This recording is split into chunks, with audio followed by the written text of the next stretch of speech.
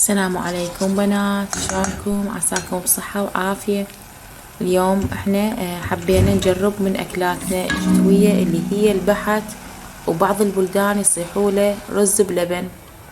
عندي كوبين تمن عنبار، غسلتهم زين ونقعتهم قبل ساعتين، ومثل ما تشوفون ضفته بهذا القدر، وضفت عليه 4 أكواب مي، وعلقت عليه النار.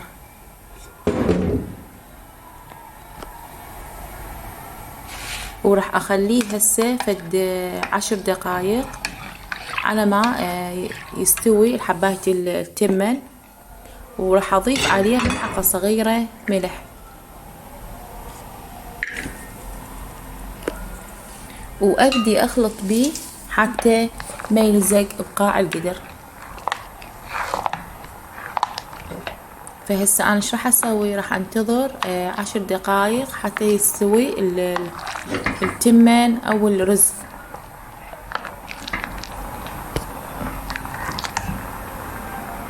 بعد هسه هذا شفته بعد بيه حبوبية، يعني بعد ما مستوي، فراح اخليه ينشف تماما. هسه مثل ما تشوفون نشف، فبديت اكسر الحباية مالت التمن، ما اخليها عدلة، اكسرها واني اخلط اكسرها حباية التمن حتى يصير على شكله مثل الشوربة،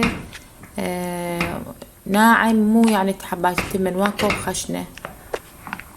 فبديت هسه اخلط حتى هم ما يلزق بقاع القدر، وهم انا اكسر حباية التمن.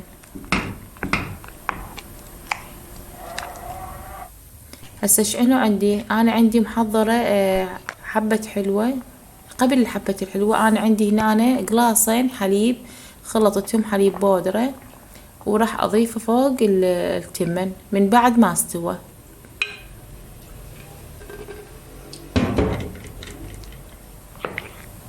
هاي الطريقة هاي اخلطه،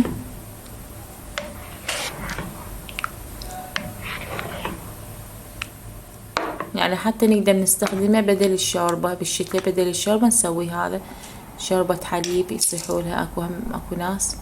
فعندي هنا انا حبة حلوة، واكو بعض الناس يضيفون هيل عادي، يعني حسب يعني رغبتكم شو تحبون. احنا نحب الحبة الحلوة وياها، يعطي طعم كلش طيب. وما طحنته، خليته هيك عادي بهالطريقة هاي. هسه تقريبا هو استوى، وتقريبا راح ينشف عندي الحليب. راح اضيف كوبين سكر، هذا كوب، راح اضيف بعد الكوب الاخر. فهسه ايش راح اسوي؟ هو راح يبدي طبعا شوية كثر عندي، لانه السكر ماع وضاعف حجمه. راح اخليه 5 دقايق وانص النار حتى شوية يثخن. وعندي انا دهن حر محضرت له، يعني بعد ما يعني اصبه راح اضيف عليه الدهن الحر. راح اخليه 5 دقايق ويكون جاهز. يعني شغلته كلش سهلة وبسيطة.